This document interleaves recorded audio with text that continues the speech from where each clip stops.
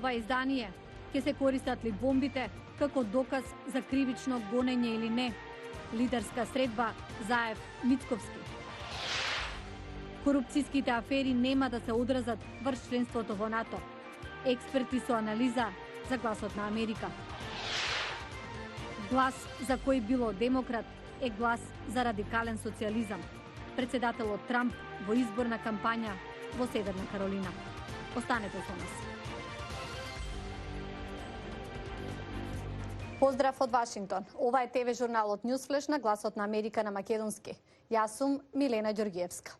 Глас за кој било демократ во 2020-та е глас за зголемување на радикалниот социјализам и уништување на американскиот сон, рече председателот Доналд Трамп на кампања во Северна Каролина. Трамп одржа изборна кампања во име на републиканецот Ден Бишоп.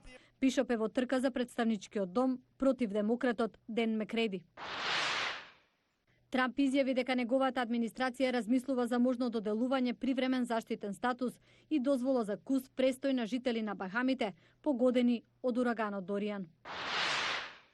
Американската лекарска асоциација повика да се избегнува употребата на електронски цигари, кои се можна причина за 450 нови случаи на заболување на белите дробови низ државата, вклучително и 5 смртни случаи. Лидерката на Хонг Конг отврли каков било обид на Конгресот на САД да усвои легислатива што ќе се однесува на незината територија.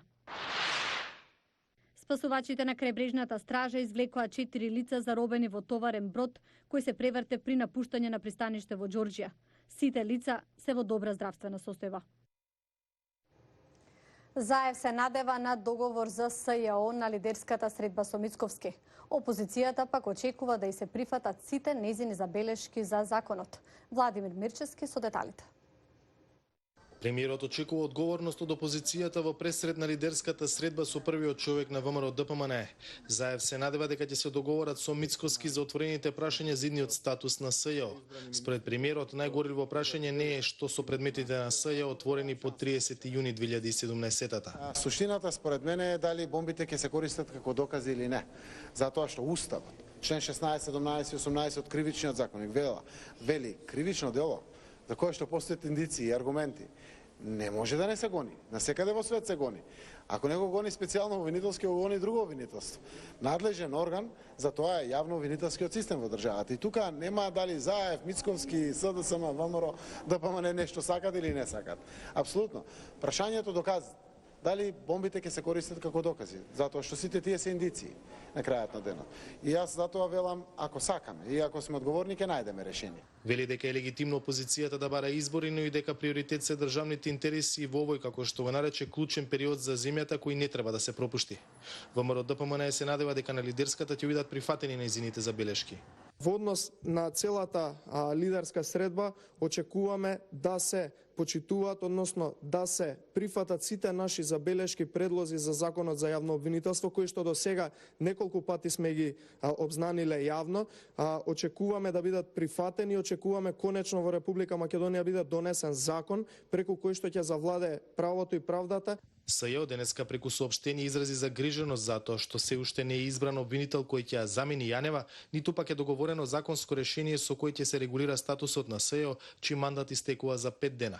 Во судот денеска беше одложено ново рочиште на СЈО поради најавениот трансфер на предметите од ОА во јавното обвинителство. Нема законски основ, ниту специјалното обвинителство да ги предаде предметите на републичкото јавно обвинителство, а тоа е од причина што токму само специјалното јавно обвинителство беше единствено надлежно да гони кривични дела кои што произлегуваат од незаконско следените комуникации. До СЈО се уште не стигнал дописот од јавниот обвинител Јовевски за преземање на предметите и затоа специјалното обвинителство не може да информира дали и како ќе се постапува со предметите на ова обвинителство. За гласот на Америка од Скопје, Владимир Мирчевски. Решавањето на корупцијските скандали ќе ја покаже подготвеноста на државата за влез во европските институции, велат експерти од регионот, коментирајќи ги последните случувања. Мики Трајковски разговараше со нив. Последните корупцијски афери во Северна Македонија нема да влијаат врз приемот на земја во НАТО, бидејќи тој процес е веќе завршена работа, но ниту врз отварањето на преговорите за членство со Европската унија. Ова за Гласот на Америка го велат експерти по безбедност, но сметаат дека решавањето на овие прашања може да ја покаже подготвеноста на земјава за незините европски аспирации и предизвици. Тоа може да биде еден показател дали Северна Македонија е подготвена да се носи со сите оние предизвици и барања кои се очекуваат од неа како преговорите успешно би се отвориле. Од друга страна, тоа не е проблем само на Северна Македонија, тоа е проблем и за земјите од регионот кои се соочуваат со многу висок степен на корупција и организиран криминал.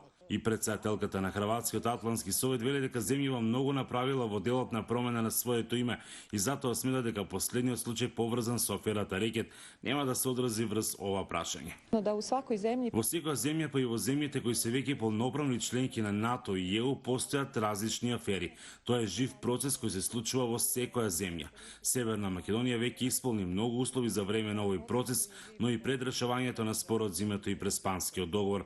Така да мислам дека оваа афера нема директно да влие врз самиот повик за членство во НАТО, кој верувам ќе се случи на самитот на НАТО во декември. Но од Европскиот маршал центар ги потенцираат предизвиците со кои земјава во моментот се соочува на незиниот европски пат. Едни од предизвиците за Европа кои се манифестираат и во Македонија, а кога зборувам за раководењето во државата, се тековните афери поврзани со СЈО, слободата на медиумите, владењето на правото.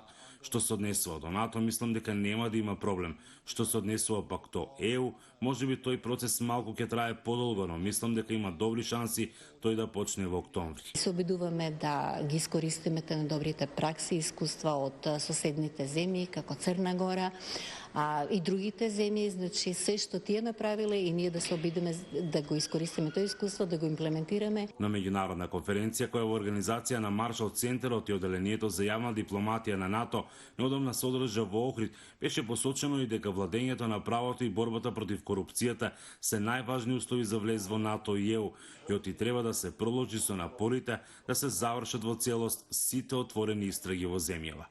Од Охрид за Гласот на Америка, Мики Трајковски. А од вестите во светот, Пенсилванија нуди патување со воз на пареа на најстарата пруга во САД. Дебора Блок за ова доживување. Железничката линија Страсбург го оживеа минатот. Сакаме луѓето да го искусат патувањето со воз на пареа, исто како во почетоците на 20 век. Неколку моќни парни локомотиви со реставрирани дрвени вагони овозможуваат 45-минутно патување низ по линијата. Пругата е позната како куса линија. Овие линии биле врска со главните пруги кои воделе до поголемите градови. Во тоа време оваа пруга била врската на Страсбург со надворешниот свет. Вагонот од првата класа го покажува раскошот што некој можеле да си го дозволат во тоа време. Возовите се дел од белегот на оваа земја како и на многу нации во светот. Убаво е човек да се врати назад и да види како возовите изгледале некогаш. Беше забавно да се почувствуваат нишањето и бавното движење. Забавно е, уживав, пејзажот е различен, едноставно те носи назад во времето. Музеот за возови во Пенсилванија е еден од најголемите железнички музеи во САД. Тој ја раскажува приказната на железницата на истокот. Имаме околу 100 примероци од возови, како патнички вагони, парни локомотиви, товарни коли. Но имаме и помали примероци како униформите на железничарите. Вели, парните локомотиви најмногу ги привлекуваат луѓето, исто како и во минатот. Самата идеја дека нешто толку моќно може да влече толку товарни и патнички вагони, секогаш ги фасцинира луѓето. Примамливи се и колите за спиење на крајот од возовите. Во мотелот Црвен вагон гостите може да се сместат во 35 вагони за спиење од 20 век. Адаптирани се во мотелски соби. Док ја поменуваат во вагон за спиење. Исто како да преноќуваат во музеј. Ова е мотел со најмногу вагони за спиење според Гинисовата книга на рекорди. Носталгијата кон старите возови продолжува да живее. Благодарам на вниманието, до гледање до утре.